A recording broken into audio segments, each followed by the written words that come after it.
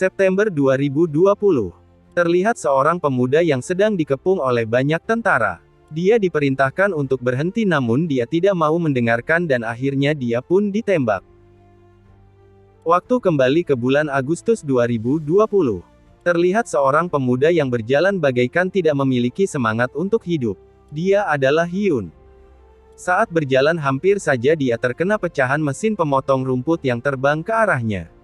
Seorang petugas pun menghampiri dan meminta maaf. Ternyata Hyun adalah seorang yang baru saja pindah di rusun itu. Di kamarnya, dia masih menyesali yang telah terjadi kepada keluarganya. Kemudian dia berjalan ke atap dan berdiri di pinggiran gedung. Di tempat lain, seorang pria marah karena petugas di sana kerjanya hanya tidur saja. Setelah itu seorang ibu-ibu datang dan menawarkan ikan kepada petugas itu. Namun setelah petugas itu membukanya, dia tak tahan dengan baunya dan langsung menutupnya. Tak tahu apa yang terjadi. Tiba-tiba petugas itu mengeluarkan cairan merah dari hidungnya. Kembali ke tempat Hyun. Dia masih berdiri di atas gedung dan siap melangkahkan kakinya. Namun dia mengurungkan niatnya setelah melihat seorang gadis yang sedang menari di dekat sana. Tariannya dihentikan karena dia menginjak permen karet. Gadis itu melihat Hyun dan menuduhnya yang melakukan itu. Gadis itu memperingatkan Hyun agar tidak melakukan itu di sana karena hanya akan merepotkan orang-orang di sana. Panel berpindah. Terlihat petugas itu sedang mengintip di kamar 1410. Dan itu adalah kamar Hyun. Petugas itu meminta Hyun untuk mengisi formulir registrasi dan Hyun akan datang lain kali. Dari dalam, Hyun mengintip keluar dan petugas itu masih ada di sana. Di tempat lain, ada seorang gadis yang sedang bermain bass. Dia akan segera tampil dengan bayaran mahal. Kemudian dia pergi. Saat menunggu lift, dia dihampiri oleh seorang ibu yang mendorong anaknya. Yang aneh adalah, dalam kereta bayi itu tidak ada apa-apa. Namun ibu itu mengatakan anaknya berusia 1 tahun. Karena merasa ada yang tidak beres dengan ibu itu. Gadis itu pun tidak jadi memasuki lift. Setelah itu seorang pria datang dan menjelaskan kalau sebenarnya ibu itu adalah seorang yang baik. Dia hanya kehilangan anaknya setahun yang lalu. Pria itu bernama Jaehun. Di dalam lift, mereka pun mengobrol dengan canggung. Hingga akhirnya mereka pun sampai dan berpisah. Di luar, Jaehun bersenggolan dengan pria yang mempunyai bekas luka di wajahnya. Namun dia tidak memberikan reaksi apa-apa. Di tempat gadis penari, terlihat kakinya mengalami luka. Tiba-tiba seorang pemuda masuk dan menanyakan uang kursus kepada gadis itu.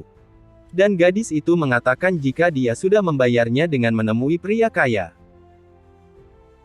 Dan si pria dengan luka di wajahnya. Dia sedang makan dan terlihat dia sedang menahan seseorang yang dibalut dengan plester. Pria itu meminta ampun untuk dibiarkan hidup. Namun mulutnya dimasukkan sebatang rokok yang membuatnya sangat tersiksa. Panel pindah ke tempat Hyun. Dia tiba-tiba tersedak saat makan. Kemudian ada di sana pesan masuk yang memberitahukan bahwa dia terpilih menjadi penguji remake Last 12. Hyun disuruh datang ke festival penggemar di G-Tower pada 25 Agustus. Di tempat gadis penari, dia ingin masuk ke suatu tempat, namun tempat itu dirantai dan digembok. Namun dia melihat seorang pria dan langsung menghampirinya. Ternyata pria itu adalah pria yang seperti preman tadi. Gadis itu mengobrol tanpa rasa takut. Panel kembali ke tempat Hyun. Dia sedang bermain game, dan dalam pikirannya, dia masih memikirkan untuk mengakhiri hidupnya. Hari berikutnya, Hyun mendapatkan pesan kalau paketnya ditinggal di depan pintu. Namun saat dia membuka pintu, paketnya sudah diacak-acak oleh sesuatu. Dan itu mengarah ke kamar di sebelah kamarnya. Namun, saat melihat kamar itu, Hyun melihat sesuatu yang mengerikan di sana.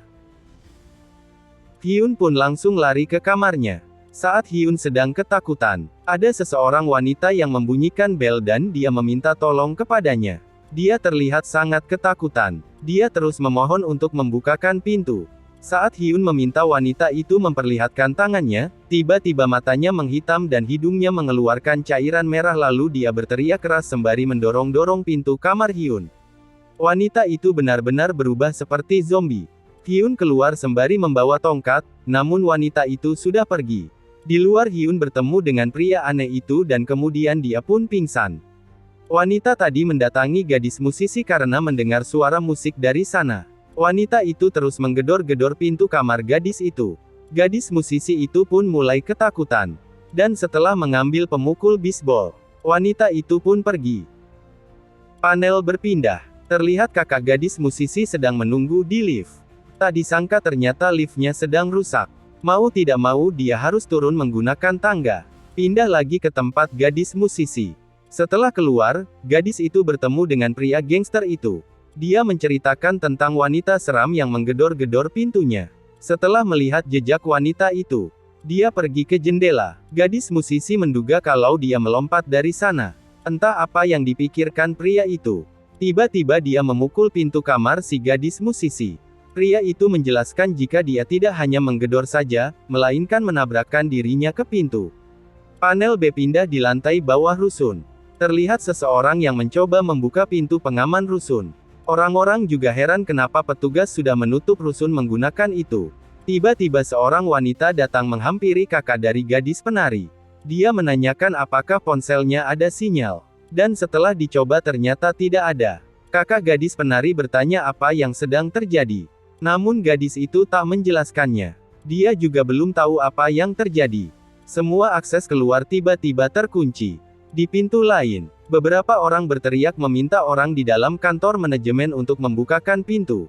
Namun gadis yang tadi mencoba menendang pintunya namun dihalangi karena akan merusak pintunya dan mereka akan dimintai ganti rugi. Kemudian kakak gadis penari mengambil apar dan memukul gemboknya hingga lepas. Gadis tadi yang ternyata bernama Seo Yi Kyung mencoba menelpon petugas damkar. Ternyata semua operator saat ini sedang sibuk menangani bencana. Setelah mencari, akhirnya pria itu berhasil menemukan pembuka pintu dan langsung membukanya. Namun setelah dibuka, ternyata di luar ada sesuatu yang mengerikan menunggu mereka. Ada seorang pria yang berdiri di luar dan dia terlihat menyeramkan. Pemuda kacamata menyuruh untuk menurunkan puntunya kembali karena dia tahu akan terjadi hal yang buruk. Benar saja, makhluk itu membuka mulutnya dengan sangat lebar dan menjulurkan lidah panjangnya. Kemudian makhluk itu masuk dan memangsa salah satu dari orang-orang di sana. Orang itu tewas dengan mengenaskan. Tubuhnya sangat kering karena cairan di tubuhnya dihisap oleh makhluk itu. Si kacamata melawan makhluk itu dengan menyemprotkan apar dan menyuruh pria yang membuka pintu tadi untuk menutupnya kembali. Namun saat pintunya sudah turun, aparnya habis dan makhluk itu kembali berjalan masuk. Tiba-tiba seseorang melompat dan mendorong makhluk itu keluar. Karena gadis itu masih di luar, si kacamata mencoba menahan pintunya.